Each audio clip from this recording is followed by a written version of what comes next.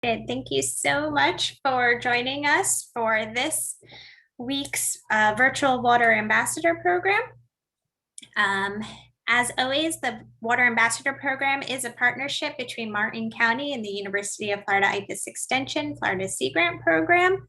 And it's a education program designed for the residents of Martin County to teach them about non-point sources of pollution, specifically stormwater education and ways to protect the health of water quality in Martin County.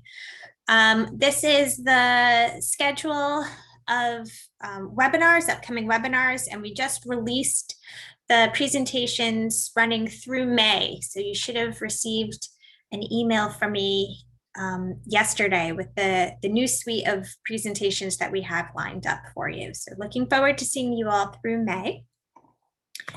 As a reminder, this is an overview of the Zoom platform. We do ask that you keep yourselves muted. You can use your video if you want, but if you're having bandwidth issues, we suggest that you turn it off because that tends to help. On the bottom, you see the participants, the number of participants and the names if you click on the participant list. And if you need to leave the meeting at any time, you can click the red leave meeting button. We suggest for viewing that you use the side-by-side mode. That tends to be the best option for viewing both the presentation as well as the presenter. Oh, there you go. Okay, we will be recording this with our other presentations, and they're all found on the Martin and St. Lucie Sea Grant website, which is crazy long. Vincent will put it in the chat box so that you can access it, but you can also just Google Martin County Sea Grant and it'll come up. And all of the presentations are listed on the right-hand side of the page by topic. Oops. We will be holding all of the questions to the end, and we ask that you put the questions in the chat box, in which case, once the presentation is over, we'll go through all the questions and Lisa will be able to review them and answer them for you depending on time. And with that, I'm really pleased to present our speaker today. Dr. Lisa Soto is going to be talking about the Indian River Lagoon report card. Dr. Soto is the Executive Director for Marine Resources Council and is also an adjunct faculty at Florida Institute of Technology. She is a Florida native and has gotten degrees both at Florida State as well as University of Central Florida. Her expertise is in urban ecology, linking human geography, structures, and behaviors to water quality impacts. She has done research on everything from groundwater impacts, muck management strategies, fertilizer, and alternative landscapes for water quality protection. And her professional career spans over 20 years of working to protect and improve Florida's water quality with the Florida Department of Environmental Protection, Brevard County Natural Resources Management Office, UCF Stormwater Management Academy, and then of course with Marine Resources Council. So with that, I am pleased to turn this over to Lisa, who's gonna give us an update on the Indian River Lagoon. Thank you. I'm going to share my screen now, hopefully.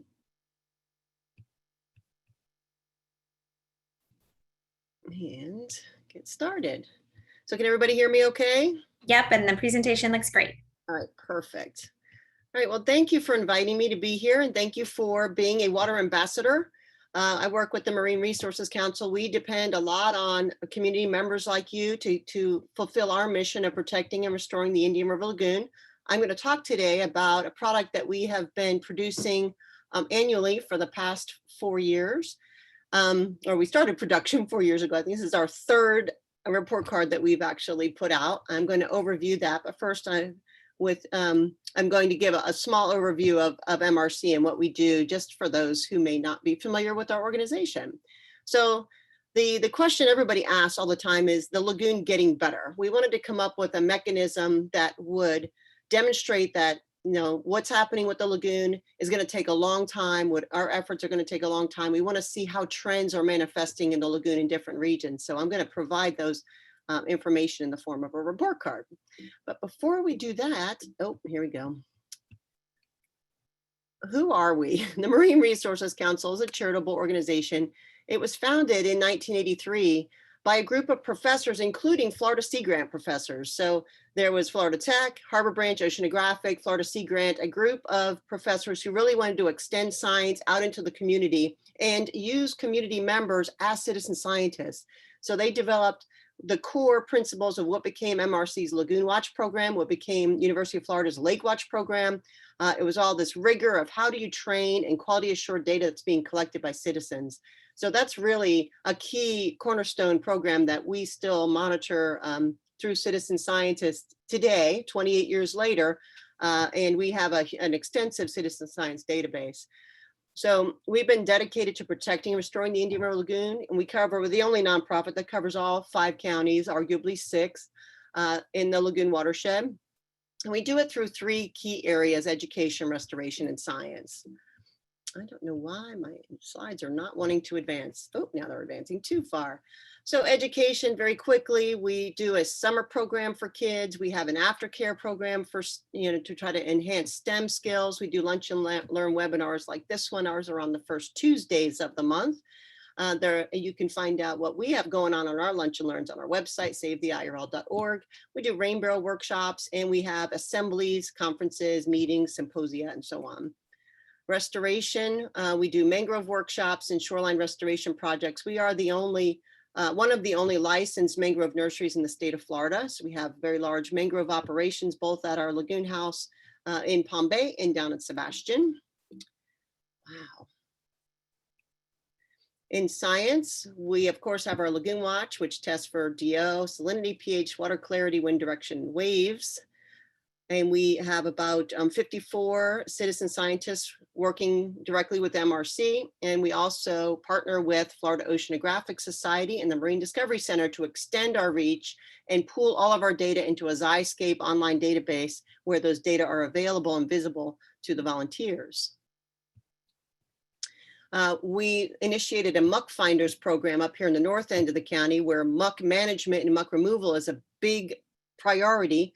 So we engage volunteers going out on boats with poles like this one to measure muck and map the muck so that we can work with our local county and city leaders to remove that muck. And we recently just completed 3 years of a groundwater pollution study. Some of those data we're releasing as we speak today. But today I'm here to talk to you about the Indian River Lagoon Health Update Report Card. This document is the outcome of a public-private partnership. We work at MRC very closely with Applied Ecology, my colleague and friend, Dr. Claudia Listapad there, and I work together to collect the data that have been collected and quality assured by our water management districts. We have 25 years of state monitoring data that are collected by agency professionals and sent to a certified lab. So the data that we look for in the report card that we're looking at are the state agency's data, and we're comparing them with the state agency's regulatory targets. So this document truly is an overview and a comparison of what the state dictates are healthy conditions in terms of regulatory targets and the actual condition as recorded by the state. So it's state agency monitoring and state agency targets that we're comparing that monitoring to. So the actual condition compared with what it's supposed to be for a healthy system. And we wanted it to be easy to understand. We created a document that's color coded, and the numbers that you see in this document are just like the scores you would get on your test in school. I say that, but hopefully your scores are better than the scores the Indian River Lagoon has in the report card. Okay. So just quickly, I know you all know this because you're water ambassadors, so I apologize. I am going to make a point about the regions of the Indian River Lagoon. The lagoon is 156 miles long. It goes all the way now from the Halifax River down to Palm Beach County or the Loxahatchee. And in that linear nature, it's very variable. It's very variable. So we have a climate boundary that goes across the middle of it. The water retention time, or how long the water stays in one area of the lagoon, is going to vary tremendously from north to south. There's certain areas of the lagoon, the water goes in, stays for over a year. Other areas, it's a number of days. So water retention time is really key to understanding the ecology of the system. Water depth is another key variable associated with understanding the ecology, and the depth varies tremendously. Generally, it's very shallow.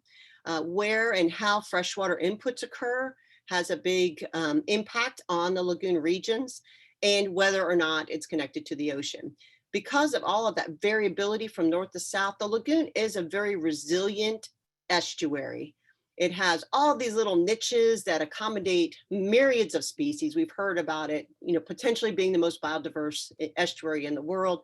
And because of this really linear nature, the climate boundary, and all of these variables associated with the ecosystem, that's where we get all of our cool critters, is from the adaptability and the adaptation into all of those little niches. So the good news about the lagoon is it's very resilient, and it can recover. Why am I in the report card? And really what the state agencies are looking at in terms of lagoon health are only these 5 parameters that you see on the screen here. 4 of them are water quality parameters. Those are chlorophyll A, which is a measure of, among other things, the amount of algae in the water column, total nitrogen and total phosphorus, which are 2 nutrients that feed algae and other things. When algae bloom, it'll increase turbidity in the water, which is a measure of how unclear the water is. And then those 4 water quality parameters have an impact on the one habitat quality parameter that the state looks at, and that is seagrass. So these indicators all have regulatory targets assigned to them, and they all relate to each other. For the purposes of the report card, we created a water quality index where we averaged the scores of the 4 water quality indicators into a single score. And in some cases we compared it with seagrass, and in other cases we just provide a grade.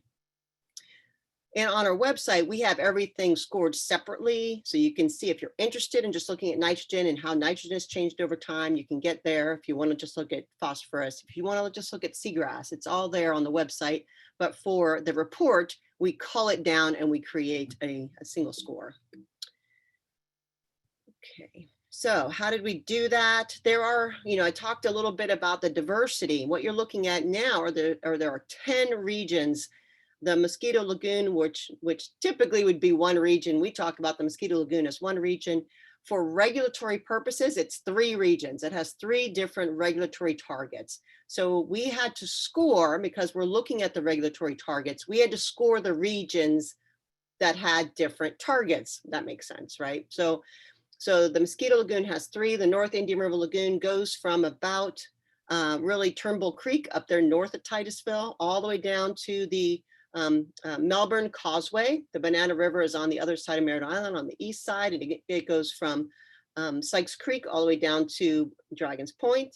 The Central Indian River Lagoon north is it goes from the Melbourne Causeway to the Brevard County South line. The Central Indian River Lagoon south pretty much encompasses Indian River County, and then down in the south is divided into north, central, and south.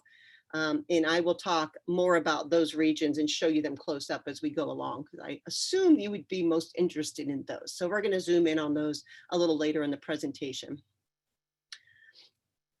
If you see a score of 80 or anything that's in green, those scores are meeting the regulatory target. So we decided that a score of 80 was meeting the target, meaning it's a B. And that anything higher than that is better, and anything lower than that is worse. So, and these scores go from 0 to 100, just like your report card. We all got 90s and 100s on ours, but you will not see 90s or 100s anywhere in the Indian River Lagoon. We also added the tributaries. So this was something, we got additional funding last year to collect the data, score, and add the 12 main sections of tributaries in the Indian River Lagoon. They start with up at Turnbull Creek, and they go all the way down to the Loxahatchee River. And I'm not going to go through all of those today, but know that all the tributary scores are out on our website. And the important thing about tributaries is they tell the story of where the pollution is coming from. So you can get a better understanding of how the watershed is draining and which of these creeks and rivers are polluting the estuary relative to the estuary's current condition. So it just kind of gives you an opportunity to zoom in on a certain area, see specifically your river or your creek that's by your house, and how contaminated is it, and is it getting better or worse? It's all on our website. The Mosquito Lagoon has 3 management regions, as I described. It goes from the Ponce Inlet down to the bottom of the Mosquito Lagoon. There's nothing down there but NASA. And it is connected to the North Indian River Lagoon by the Haulover Canal. This chart, so I'm going to start going through each of these regions and explaining how change has happened over time. So the very first one is the Mosquito Lagoon North. And what you see here is a blue line, which is the water quality score, the score that it's been given over time every year for the past, well, let's see, 20 something years. I can't see the end of my slide. I want to say just probably 24 years, 23 years. And then the green line is that 80. So that's the regulatory target. And then the dotted blue line is Excel sticking a trend through it. So what you can see from looking at this very easily is how water quality goes up and down. And we see that across the board pretty much everywhere in the lagoon. So you see that over time, our question is, are things getting better or worse? That's explained by this trend line. If this trend line is significant, then yes, we're seeing a significant positive trend in the Mosquito Lagoon North. That trend line is going up. The other question is, has this section of the lagoon ever met the target? So you can see that in about 1999, there was a point where the water quality exceeded the target. And then again in 2005, 6, and 7. So putting the data like this makes it really easy to see those types of changes over time. And so this is what I'm going to be presenting to you in all of the different regions. And like I said, we'll go quickly through the north because I really think it's interesting to see the comparisons between north and south, and then we'll focus on the south. The other point as we go forward, there's going to be 2 lines. We're going to add the seagrass line. There are no seagrasses in the Mosquito Lagoon North. So there's no seagrass monitoring. So there's no seagrass data. So you've got 1 line in Mosquito Lagoon North and it's water quality. In the Mosquito Lagoon Central, you've got the 2 lines. So here you can see that water quality has gone up and down and seagrasses have gone up and down. And what's really kind of interesting is the relationship that you can actually start to see that in certain instances where water quality declined, seagrasses declined, and then they reciprocated. So water quality came up and seagrasses came up. The 2 lines tell the story of water quality is relatively steady. So if we drew a trend line through water quality, we really don't see any change in that water quality. That dotted line is pretty level, right? However, the seagrass line is declining. So this is a story that you're going to hear over and over, is that even though water quality appears to be maintaining a steady state, not a good one, but a steady one, seagrasses continue to decline. Seagrasses continue to decline. It's not a good thing, as you know. South Mosquito Lagoon, they have actually exceeded target quite a few times. They have water quality declining in the South Lagoon, but at least up until 2019, the seagrasses there were maintaining themselves.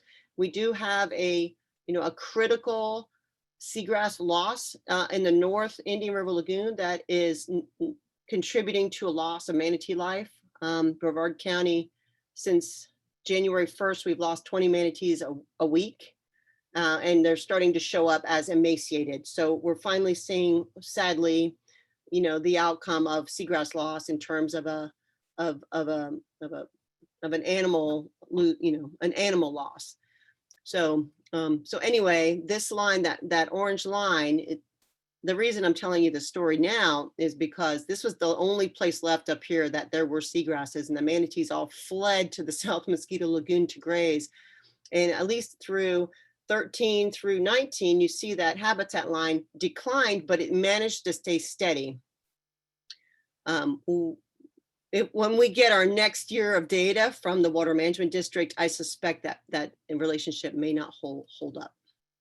Banana River Lagoon is probably our poster child up here for a really bad situation. It is a single region. It goes from Kennedy Space Center to Patrick Air Force Base, to Dragons Point, south to Dragons Point. It connects the North Indian River Lagoon through the Barge Canal, and it does include the middle of Merritt Island, this area right here, that's Sykes Creek. And each of these little areas can kind of contribute to more contaminants.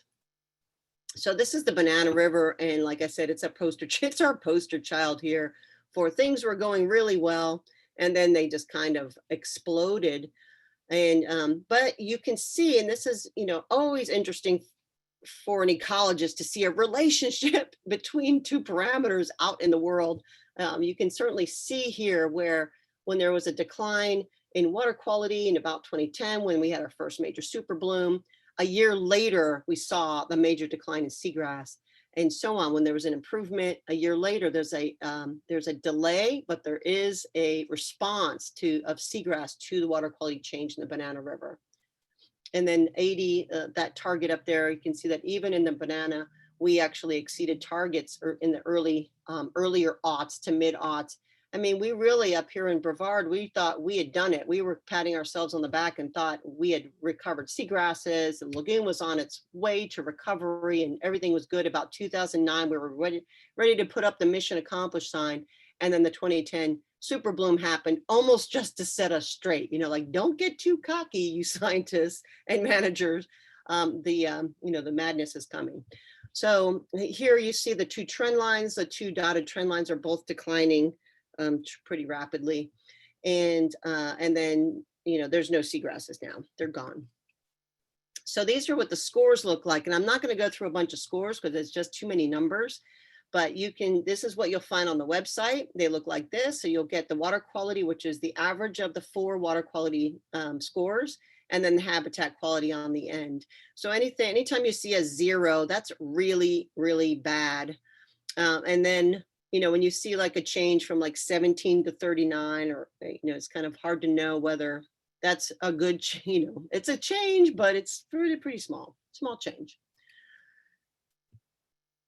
And then the other point about this graph is how good things looked kind of in the early aughts with all these blues and greens. You know, those are all meeting targets, exceeding targets. You know, we almost had a score of 100 on chlorophyll A, meaning that there was no chlorophyll A in 2007, you know, very low concentrations of chlorophyll A in the Banana River Lagoon. If you would never think that to look at it now. I mean, now since 2010, 2011, when the super blooms first started in the Banana River, it's been every color under the rainbow, quite literally. We've had blue, green, brown, mocha, red. You know, we've had every kind of color of algae bloom in the Banana River since then.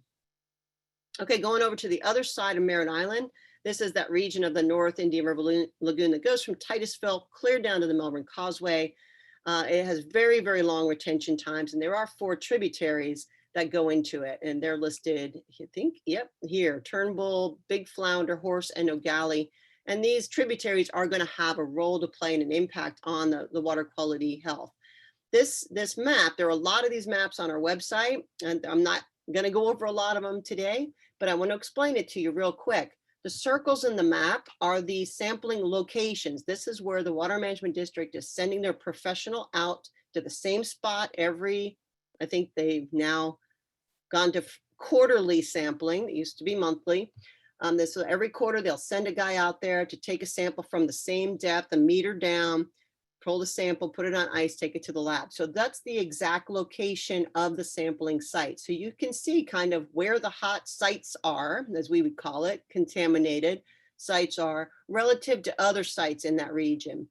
The region color, the region score, is the average of all of those sampling sites. So that makes sense.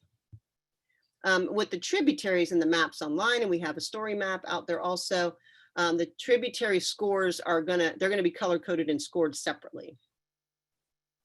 This is what the North IRL looks like. The water quality here,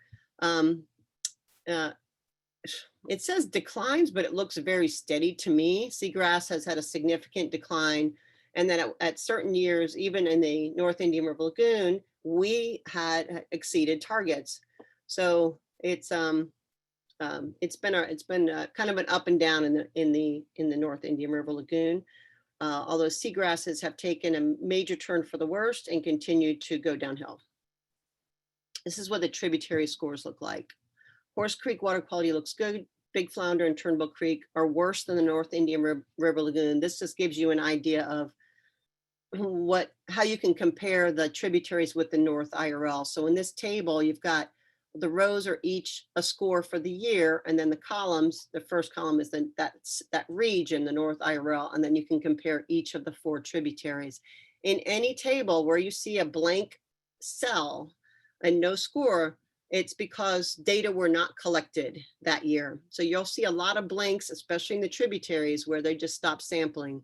And then down in the south part, the most southern part of the lagoon down there around Loxahatchee, they also have stopped sampling. Central Indian River Lagoon here, this is what I look at. It goes from the Melbourne Causeway all the way down to the St. Lucie County line. It has a north region and a south region. Outside my office, I look at the North Indian River Lagoon central region north. So central IRL north. I know there's too many norths and souths and centrals, and it does get confusing. But I look out my window, and what I'm looking at is the Central Indian River Lagoon north. And then Indian River County is pretty much the Central Indian River Lagoon south. There are 4 tributaries that enter the Central Indian River Lagoon north. They include Crane Creek, Turkey Creek, Goat Creek, and the Sebastian River, which has 3 different prongs that are all scored separately, and the estuary itself, which has its own score. So it gets interesting when you look at tributaries, when you can see the years where they're introducing more canal water and when they're not. And you guys are very familiar with that down in St. Lucie. The Sebastian also has a canal, the C-54, that connects it to the interior of the state, ag lands. And so when that weir is open and it's flowing, you will see a change in water quality occur. So it kind of tells the story of the watershed. The Central Indian River Lagoon North water and habitat scores shows, and you can see an increase in the trend line of water quality. So water quality, which is kind of hard to believe to look at it, in the Central Indian River Lagoon North appears to be getting better, at least according to the state's targets and the state's data. Habitat quality is abysmally going downhill, abysmally, and it's continuing, I think, to go that way. And then here are the scores between the Central Indian River Lagoon North. They're always orange. It's always kind of in this DF range. And that's what I have to look out my window every day and go, what can I do for you today? You know, this section of the lagoon is just not even close to meeting standards. I mean, back in the mid-aughts, it was getting close, but it just kind of sits at around a D all the time. And Turkey Creek is a big impact on it, and Crane Creek as well. So until those creeks are cleaned up, this section of the lagoon is not going to change much, I fear. This is a comparison of, you can see how close together. So when you start plotting the tributaries with the region, you can see how they relate to each other and how close they are. So that's an indication that these tributaries are really having an effect on this section of the lagoon. Central Indian River Lagoon South, this is Indian River County. Look at how good their water quality looks. Like, why can't we have that? They're just the next one south. They have an inlet, that's true, but the inlet, Sebastian Inlet, supposedly only affects about 5 acres of water quality with that tidal change. So what are they doing right in Indian River County? And that's, you know, those are kind of the questions we're asking now that we can compare and contrast regions. Water quality is improving there. However, we still see the seagrass decline, and it cannot be explained in Indian River County by the blocking of light. So you all are familiar with seagrass as a plant. It needs to photosynthesize, and when we've had these algae blooms, we can explain that, you know, when turbidity increases and the water is cloudy, the sunlight can't penetrate, the seagrasses can't get light, and they die. Okay, that makes perfect sense. It's logical, can explain a lot, cannot explain this. The seagrasses that were lost here were lost well, pretty much all over, but there was a big field right at the Sebastian Inlet. The Sebastian Inlet never suffered from that major catastrophic bloom situation where light was blocked for a long, long time. I mean, there are areas of the Banana River where light didn't penetrate for over a year. The Sebastian Inlet, there's a tidal situation there. Those seagrass beds were not impacted by a loss of light. Something else killed them. Okay, here's some scores for that area. So you can see the central Indian River Lagoon South. This is the Indian River County scores pretty much for the lagoon there in Indian River County compared to its major tributary, the Sebastian River. All right, so now we're getting to the juicy part. The South Indian River Lagoon, and it has 3 different sections, north, central, and south. And the north goes from the Indian River County line up here down to about the St. Lucie Inlet.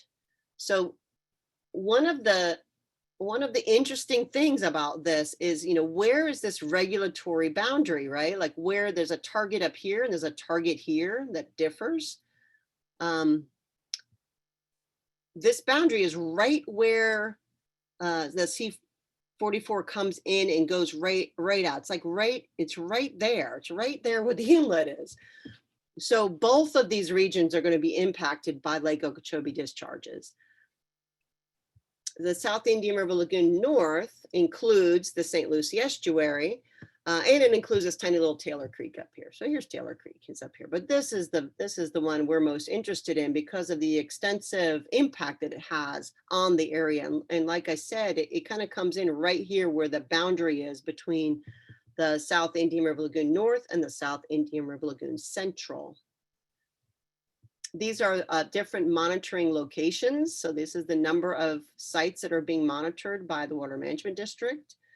And then the regions are going to be color coded, averaged based on all those sites, the site data. St. Lucie, Winding, South Fork, there are no data being collected more in recent years.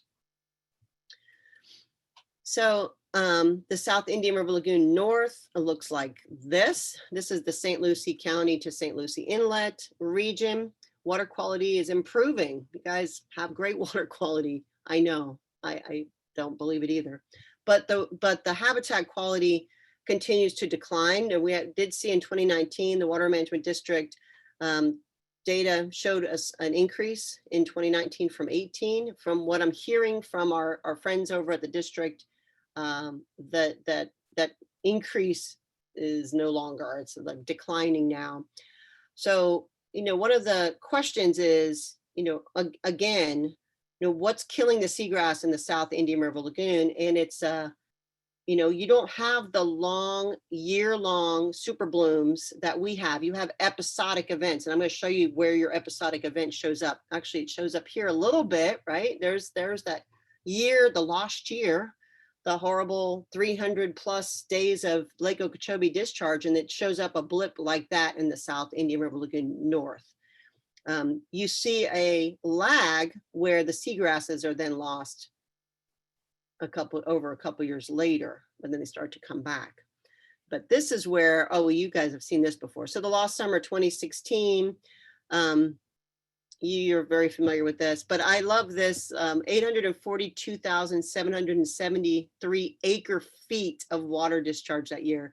I love that little tidbit because that would be like flooding Martin County with a foot of water twice in a year and draining it into the St. Lucie estuary. I mean, it's just, it puts into your head a different image. I guess it would be like Martin County with 2 feet of water draining into the lagoon in a year. Actually, I think more than that, slightly more than 2 feet of water. Oh, and then it doesn't go anymore. Let's see.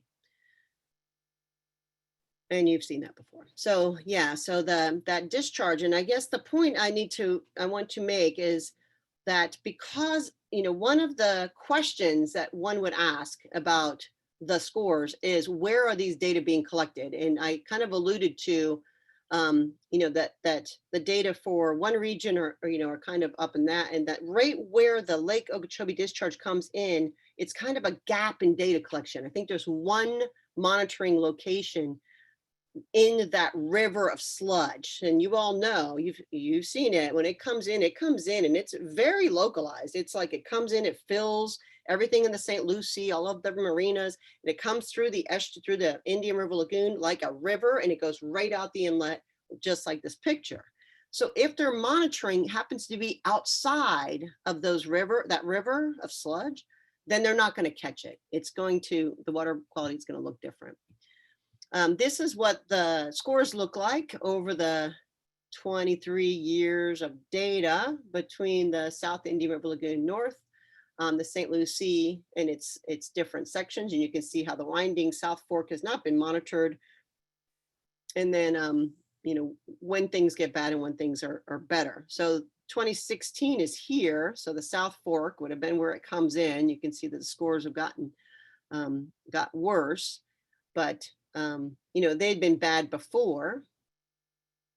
But monitoring locations are key to understanding, especially this area, and capturing this episode. And I know that the districts would argue that they're not trying to capture an episode; they're trying to capture background conditions. But this episode is contributing a lot to background conditions. All right, South Indian River Lagoon Central is the St. Lucie Inlet down to about Hobe Sound. It's that area. And this is what that looks like. So this is where you see the seagrass loss from the lost summer, is in the South Indian River Lagoon Central. It's the area south, really, of where the Lake Okeechobee discharge comes in. And again, it's going to, that with the seagrass collection of data, it is all transects. So where their transects have been drawn in the past, they continue to monitor the same transects, or they should be, year after year. And it could be that this transect for the seagrass is it's right in the middle of the path of that Lake Okeechobee discharge. But seagrasses are not returning, even though the release of water from Lake O has declined. We're still struggling with seagrasses in the South Indian River Lagoon Central. You see the trend line again, this upward trend of water quality and this major decline in seagrass. We need as scientists to start thinking more, or as regulators to start thinking more about what are we missing here. If those regulatory targets and that indicator paradigm that was established by the state of Florida are all so well related, then why are we not seeing a relationship here? Why is there such a difference in seagrass and water quality here? Obviously, we're missing something in our regulatory framework and what we're testing for. There's the lost summer. South Indian River Lagoon South, this is down, from about Hobe Sound down to Palm Beach County, and it encompasses Loxahatchee. And everything down there looks good. I don't know why that trend line looks like that. It looks kind of funky. The blue one, I don't think that's right.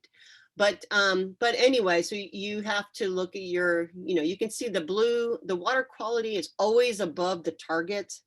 So they stopped monitoring, which is, that's always a good idea. Everything looks great. Don't come back to the doctor. You're healthy. So you don't go back to the doctor and you feel like you're always healthy, right? So I kind of feel like that's what this is. The water looks good. Let's stop monitoring it. Then we will never know if it looks bad, and we'll never know what happened here. Like, what happened here? Because there's no more water quality data. So seagrasses are continuing to decline here, but this slope is a lot more gradual than what we saw in the last picture. The Loxahatchee always looks beautiful. I don't know what great work those people are doing down there, but they need to keep it up. And we have lessons to learn from them. All right, so the next thing I'm going to show you are some of our maps. This is the north end, and you remember that the dots are the sampling locations. If the dot turns into an X, it's because they stopped sampling that site. And then the scores, if it's green, it's good. If it's in a yellow, it's not too bad. And if it's an orange or red, it's getting worse and worse and worse. And then I'm going to go through the years. So this is stuff, it's all on our website. On your left is water quality scores. On your right is habitat quality scores. This is the year 2016. This is the year 2017. This is the year 2018, and this is the year 2019. And you could see without even, I did that very quickly. You could see things on the left improved, things on the right didn't. So it's just an easy way to look at something regionally, see what's gotten better, what's gotten worse. It's all on our website and available for you to play with. Same scenario, starting from the central Indian River Lagoon down to the south. 2016, 2017, 2018, 2019, similar situation. Things improved on water quality left. Things did not improve on habitat quality on the right. So what do we find? Water quality trends are steady or improving, but overall not meeting regulatory targets unless you're all the way down there in the Waxahachie area. However, seagrasses continue to decline pretty much across the board. So what do we do about this? Well, I think we need to be thinking about other water quality parameters. We need to be looking at things like DO, bacteria, salinity, I think is probably key for the south end of the lagoon. Are herbicides and toxins playing a role here? They certainly are with species. Are they playing a role in the overall decline of water quality and seagrass quality in the lagoon? We need to stop developing the way we have in the past. I mean, it's kind of one of those, you can't keep doing things the same way and expect a different outcome. Things. And then of course, the easy thing is if everybody would just stop polluting, that'd be great. Our goals and what MRC is taking on is we're going to be moving towards, I mean, I say 2021, that means, you know, sometime in the next couple of years, we're hoping that we're going to be able to move in this direction. Bacterial testing. So bacteria are sporadically tested in the lagoon. I understand the state is about to consider starting a bacterial testing program. So hopefully they're going to be moving in that direction, but we definitely need to better understand the bacteria in the lagoon as it affects human health. So bacteria are an indicator. They're an indicator of much, much worse things, quite frankly, you know, like that kind of black box of emerging contaminants of, you know, PFOA, PFAS, you know, all kinds of crazy, weird endocrine disruptors and anything you can imagine in the waste stream. Probably COVID. That's all. That's bacteria is an indicator of the waste stream and all the horrors that come with the waste stream. We are trying to encourage local governments and state to re-adopt mechanical aquatic weed removal. Aquatic weeds are a problem throughout the state, especially the interior of the state. They used to use big harvesters to pull them out. When they cut budgets, they discontinued mechanical harvesting and started spraying everything with herbicides. And that not only adds herbicides to the water, but it also kills all those plants. They fall to the bottom, rot, and release all those nutrients. So for a number of reasons, we need to get back to mechanical removal of weeds. And of course, we've been advocating locally for the past couple of years to try to encourage the use of low impact development techniques as an alternative to conventional stormwater management. And now I can't advance again. So what can you do? What can anybody do? What can we do in our homes? Well, we can reduce our nutrient footprint. Nutrients come from all kinds of places. I've been telling people to just stop fertilizing, just stop fertilizing your lawn and see what happens. Probably nothing's going to happen. Your lawn's probably going to be fine. Nitrogen rains out of the sky. If you live in an HOA that has reclaimed water, you surely don't need to fertilize because it's spraying all kinds of nitrogen, phosphorus, and probably bacteria all over your lawn anyway. And then car washing, pressure washing, anything you do outside with soaps, that's phosphorus. So, you know, try to either put it on the grass or divert it to the grass so that it doesn't just go down your driveway and into the storm drain and out into your canal and into the lagoon. Animal waste, pet waste, has nutrients, has bacteria. And then volunteer. I mean, you all are already in it. You're ambassadors, so you're all over this, but you know, doing your role to clean up, participate in the discussion, advocate, educate, and monitor. So I appreciate it. I look forward to your questions, and thank you for your support. I mean, the report card really has been a labor of love. And also, it could not have been made possible without a lot of individuals donating money. This is an independently funded report that needs to stay non-biased, non-governmental, completely independent. And we need to collect money from people like you and family foundations and others who can help us keep this as an independent report. And that's all I got. Thank you all. Thank you, Lisa. Thank you so much, Lisa. That was fantastic. And thank you for the development and sharing this fantastic tool with us. The chat box has been very busy. So I'm going to start from the top and work our way down. Okay. And while I'm doing that, for those of you who are participating, you know the drill. I'm going to pop up the evaluation for you so we can multitask. So the first question, people have been navigating your website while listening to you, and they are looking for a direct link to download the report card. So is that available on the website as in previous years, or? So the print, like a PDF version, like a report? Yeah, so the comment is in 2018, I was able to download the report card PDF. Can I do that with the updated report card? You will, as soon as it's done. So we Fantastic. we just got funding to do the design, layout, and printing of it. And that the sponsor said, this needs to be in session this year, which is how, why it was so successful the first time was the IRL caucus had formed. Senator at that point, Representative Mayfield, took it to Tallahassee with her and was able to make the case for funding for the lagoon. This was years ago, when everybody in the whole state's water quality, quite frankly, is going down the toilet. So it's hard to make a case that yours is worse than everybody else's. But if you have a report card, then you can show everybody that yours is pretty darn bad instead of just tell everybody. And so a donor this year said, we need the report card in session. So fortunately, session starting late.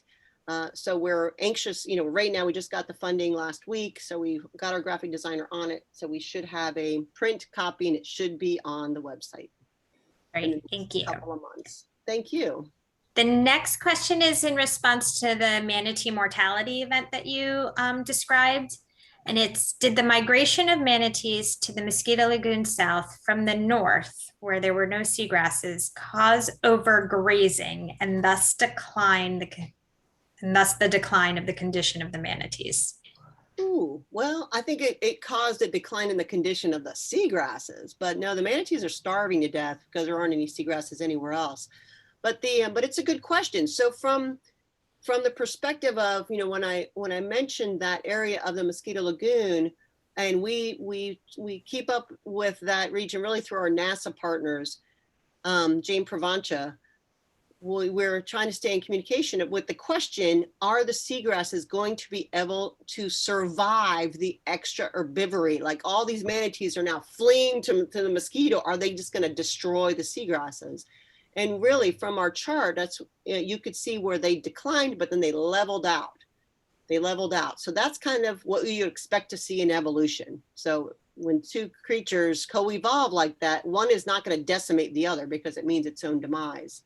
So it leveled out and we were all like, oh, it looks like the Mosquito Lagoon can sustain itself, sustain its seagrasses and potentially sustain, a manatee population. But that's, there's a couple of things about the current unusual mortality event. One is that the state doesn't have the resources to do adequate necropsies to prove positive what's killing all these manatees. So there's a lot of speculation. There's speculation that, well, now they're coming in emaciated, meaning that they're very, very thin. So once an animal is kind of starving and then a cold snap comes through, they're going to be more susceptible to cold. They're going to be less able to move, to leave or go swim upstream because they don't have the energy or, the body fat to mobilize. They're going to start sticking to, they're going to start to lose energy and stick to very local regions where if it gets cold, they're going to, really be susceptible to the cold stress and shock that they experience. But it's so it is unfortunate that the state resources have been depleted to the point where they don't have the adequate personnel to do the necropsies to really understand what's going on with the population. We kind And of the knew it was next, coming. yeah. The next question I actually believe you addressed when you reached it, but it was why have they stopped sampling at the Loxahatchee tributary?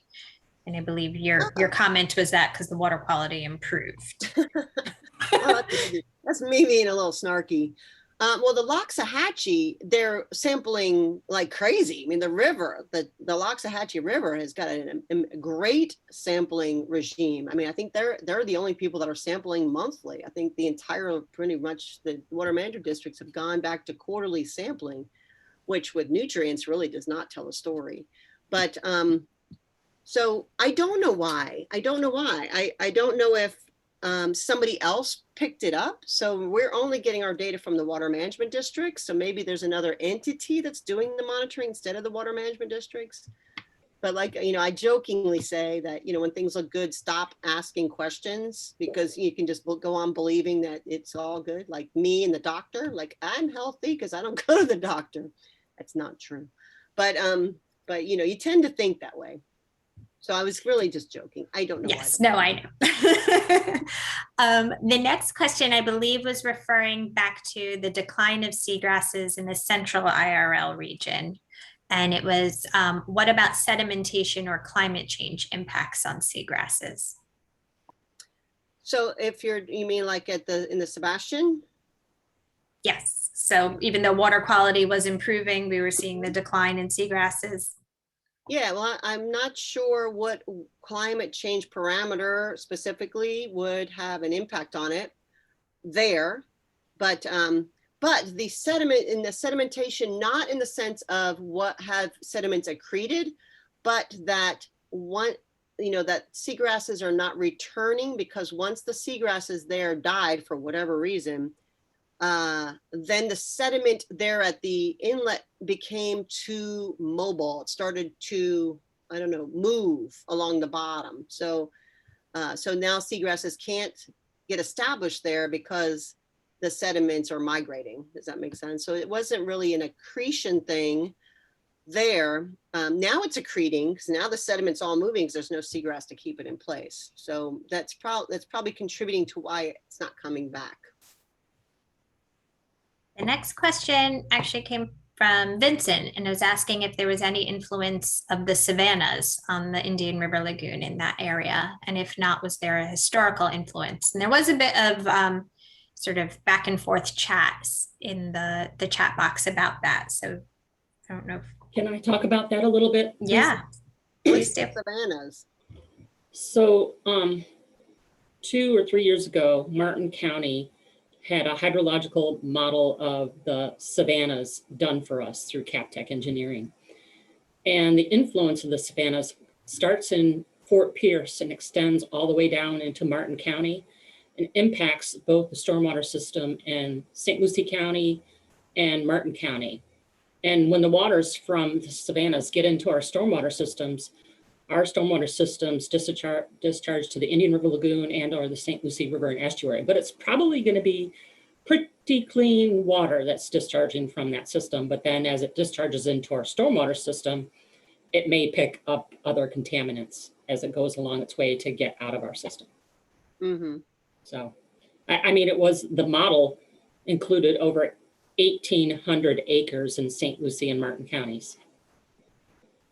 Thanks, Diane. Mm-hmm. Okay, the next question is, how do we get more monitoring where it's needed? The St. Lucie's estuary. That's a great question. So there are opportunities to advocate. So your water management district board people, you've got some good people that you probably know personally on that board now that you can, and I know she's been a big advocate for monitoring.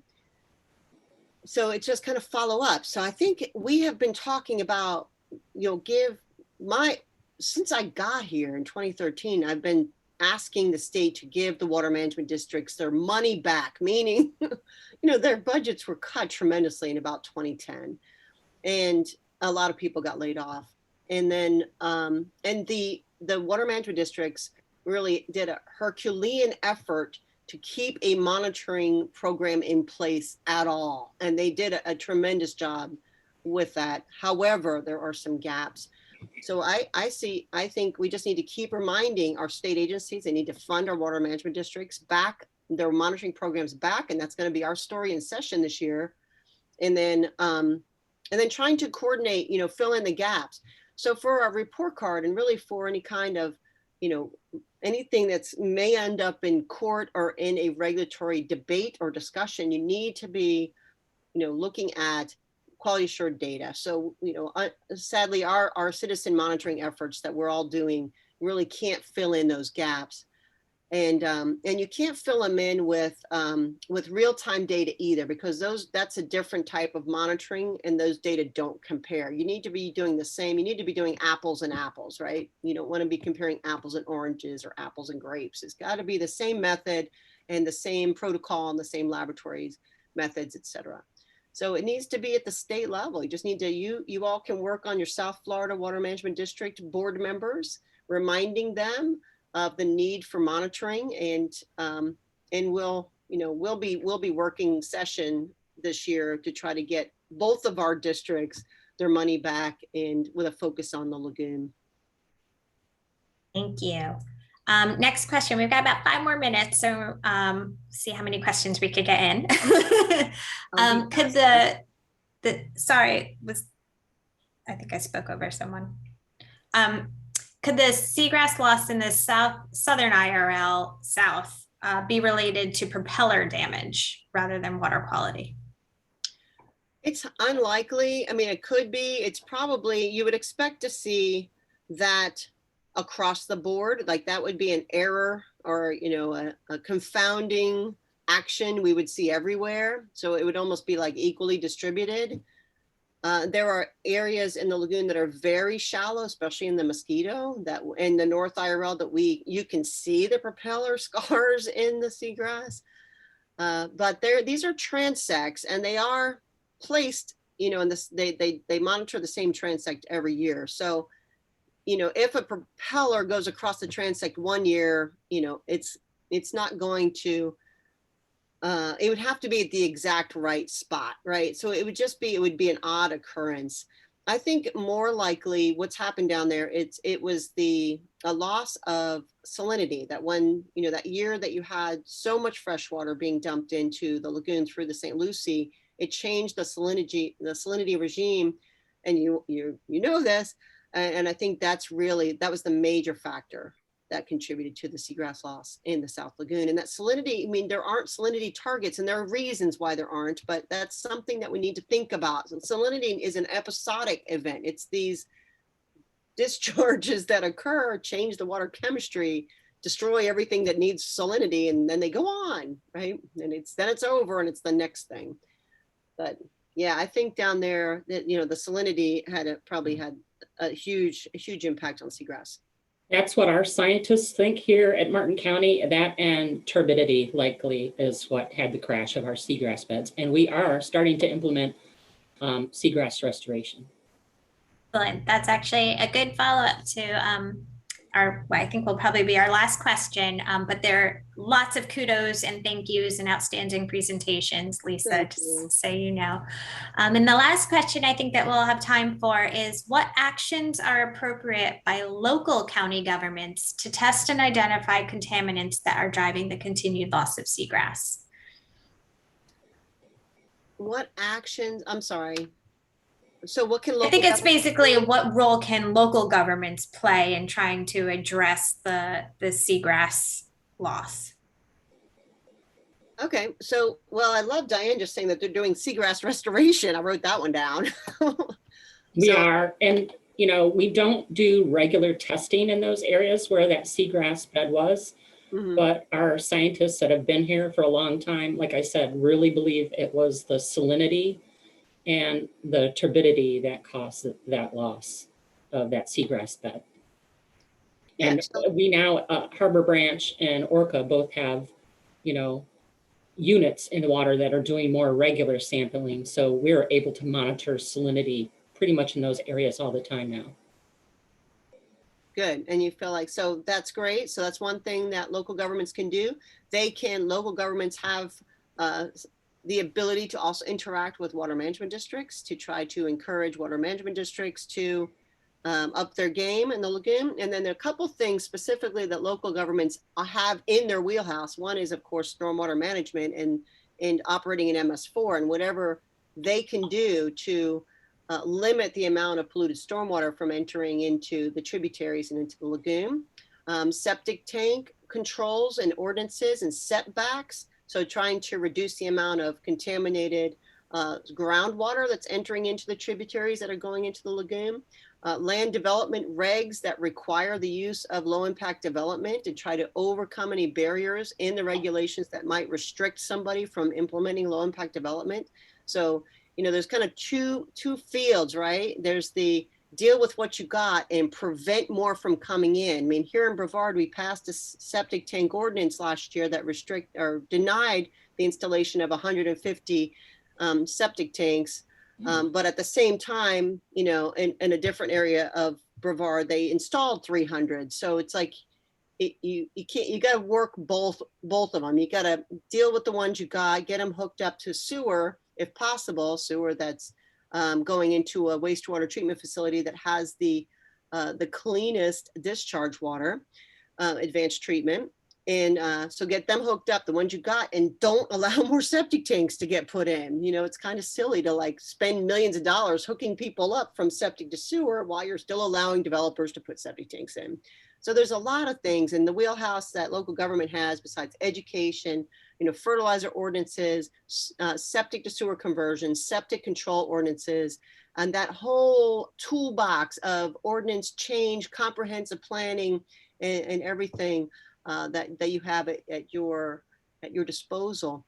And I do have to give a plug to Martin County because, you know, historically, we really did look to Martin County as the leader in setting urban growth boundaries and proper planning, in really setting a stage for controlled growth. You know, our biggest challenge, right?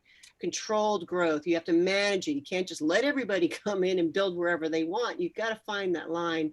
And historically, Martin County has been, you know, one of the counties in the state that has been a real leader in that. So you're fortunate for that.